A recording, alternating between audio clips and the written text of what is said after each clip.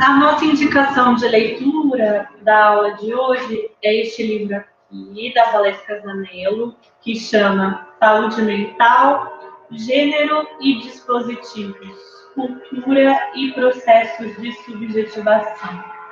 Ao longo dos capítulos, a Valesca Zanello vai falando sobre as construções de feminilidade, as construções de masculinidade, como que isso se expressa nas experiências vividas de homens e mulheres, né? Tanto que ela vai fazer um capítulo para falar das mulheres e o dispositivo amoroso e materno, como as questões do amor e da maternidade atravessam os processos de formação subjetiva das mulheres. Na verdade, é uma seção do livro, né? E os homens, e o que ela chama de dispositivo da eficácia, o quanto essa questão do trabalho, do sustentar, do prover, e também a questão do desempenho sexual nas expectativas em relação à masculinidade, que atravessam as experiências dos homens. E é muito interessante que ela vai pensar a questão da saúde mental com base em experiências dela, da prática profissional em psicologia, tanto com pessoas que frequentam serviços de saúde mental por alguma questão de crise, de sintomas como delírios, alucinações, também pessoas que frequentam serviços de saúde mental ou psicoterapia por queixas como depressão, ansiedade e outros sintomas relacionados à vida emocional. E o que ela vai perceber? Né? Que pacientes em surto, pacientes em crise, trazem algumas questões de forma mais explícita, mas que também estão presentes nos pacientes que vão trazer queixas e sofrimentos do dia a dia, da vida cotidiana. Por exemplo, muitas vezes, quando uma mulher tem um delírio, esse delírio pode ter a ver com a experiência amorosa ou a experiência de ser mãe. E muitas vezes, quando um homem tem um delírio, esse delírio tem a ver com a experiência de poder, de grandiosidade, de trabalho. Então, já aí as questões de gênero atravessam. Então, vamos imaginar que uma mulher está alucinando. Aí ela alucina, ai, vai vir, eu sou casada com um homem super famoso. E eu sou casada com ele me ama, ele é apaixonado por mim. Esse homem super famoso que falou no rádio agora. E um homem não vai alucinar que ele é casado, não vai ter um delírio de grandeza de que ele é casado com uma mulher famosa. Ele vai, eu sou um homem de muito sucesso, eu sou um homem conhecido mundialmente, eu sou alguém com muitas riquezas. O que a Valesca Zanello vai exemplificando é que enquanto as mulheres muitas vezes deliram, alucinam, têm conteúdos com o lugar que elas têm para outra pessoa, o lugar que elas têm para o olhar da outra pessoa, para os homens os conteúdos em relação ao poder, ao sucesso, à realização profissional, pessoal e financeira é maior. E ela vai mostrar o quanto tem os exemplos de pessoas que estão num quadro psicótico, mas tem os exemplos também de quando se desencadeia uma depressão. Em muitas mulheres, isso tem a ver com uma separação amorosa. Não porque a separação seja mais sofrida para as mulheres do que para os homens, haja algo na experiência de separação que o sofrimento existe tanto para as mulheres quanto para os homens, mas nas mulheres, além do sofrimento do luto da relação, da perda de uma relação que era significativa, tem também uma questão identitária, como se o amor fosse um elemento definidor de quem as mulheres são, fosse um elemento definidor da experiência de ser mulher. A mesma coisa em relação ao desemprego. O desemprego é algo que traz sofrimento tanto para mulheres quanto para homens. Mas nos homens isso tem um quê desencadeador de quadros emocionais difíceis mais forte no lugar que o trabalho tem como referência para a identidade.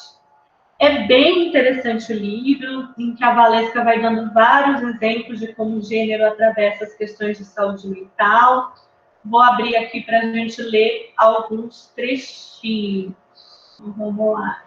Este aqui, essa é a capa do livro, Saúde Mental, Gênero e Dispositivos, Cultura e Processos de Subjetivação. É uma psicóloga da Universidade de Brasília, Valesca Zanello, e ela diz assim: dizer que o dispositivo amoroso apresenta-se como um caminho privilegiado de subjetivação para as mulheres em nossa cultura significa dizer que as mulheres se subjetivam na relação consigo mesmas, mediada pelo olhar de um homem que as escolha. Isto é, o amor, ser escolhida por um homem é um fator identitário. Então, olha como essa associação entre feminilidade e idealização do amor romântico, né, é um padrão cultural, mas não adianta a gente só procurar nas relações exteriores, de uma cultura como algo exterior. Não, é algo que se internaliza, é algo que fica imbricado na construção subjetiva, é algo que vai participar nos significados que são dados ao relacionamento, em como as mulheres vivem aquele relacionamento. Então, é como algo definidor do que é ser mulher, a forma como é vivido um relacionamento amoroso. Assim, muitas mulheres acabam por se casar com o próprio casamento, independentemente do parceiro que arranje, e principalmente da satisfação ou não que tenham com essa relação. É muito comum que na clínica a gente escuta as mulheres dizendo assim, mas eu não posso acabar com o meu casamento. Ah, mas eu sonhei tanto com esse casamento. Não, mas eu fiz de tudo por esse casamento. E a gente percebe o quanto a relação ocupa esse lugar, e às vezes ela não está, ela já está bastante distante, bastante afastada, bastante frustrada do parceiro com quem ela é casada.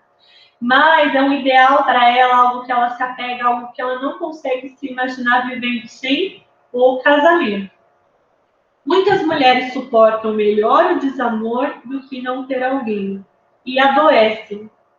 Não pelo amor como uma entidade metafísica, mas por um modo de entender e viver o amor como uma questão identitária. Então, é muito interessante a gente pensar esses adoecimentos psíquicos em como a questão do amor, do gênero, né, dos padrões de feminilidade e os ideais amorosos se torna formador, definidor de como as mulheres viverão suas experiências e se verão como mulheres, como um elemento definidor da identidade. Em muitos casos, a mediação do casamento se dá pelo ideal que ela gostaria que seu parceiro fosse. Casa-se com a esperança do que ele venha a ser, mais do que o homem real ali presente. Então, na escuta clínica, muitas vezes a gente vai precisar trabalhar essa relação das mulheres com o casamento, das mulheres com a idealização do relacionamento e do amor como um fator tão forte em questões identitárias. Um importante aspecto apregoado no dispositivo amoroso é a responsabilidade das mulheres sobre a manutenção das relações. De um lado, trata-se da quantidade de energia despendida e da atenção e tempo dedicado, como já apontamos anteriormente. Por outro lado, o papel do silêncio como performance ideal na manutenção do bem-estar da relação. E também do sexo sem vontade, como uma forma de barganha relacional.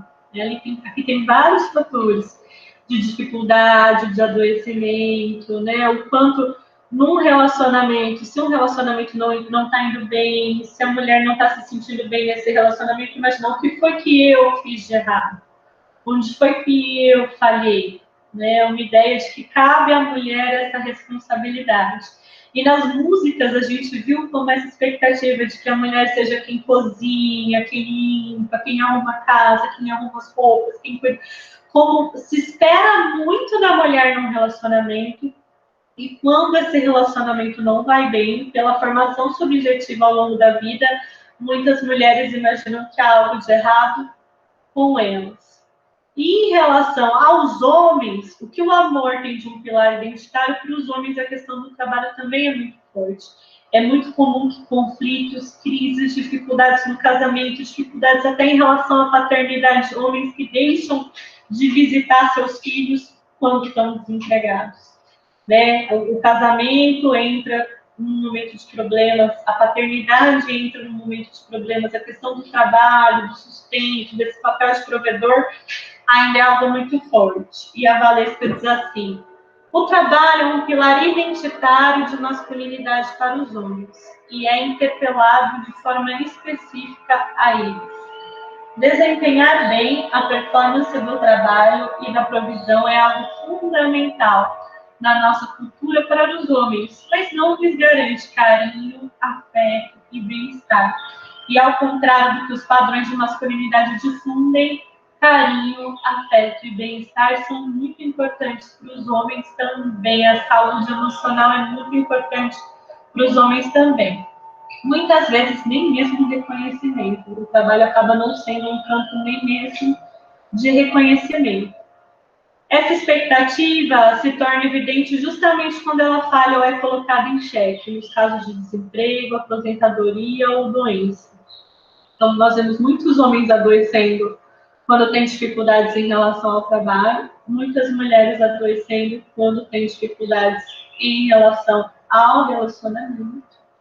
E o livro da Valesca, então, que eu recomendo para todos que, de alguma forma, pensam a saúde mental vinculada com o gênero, a saúde mental nas relações familiares, a saúde mental na escuta clínica de homens e mulheres, pensar um quanto para entender alguns sofrimentos e o papel identitário que alguns padrões e expectativas culturais têm, as questões de gênero são fundamentais. Ok?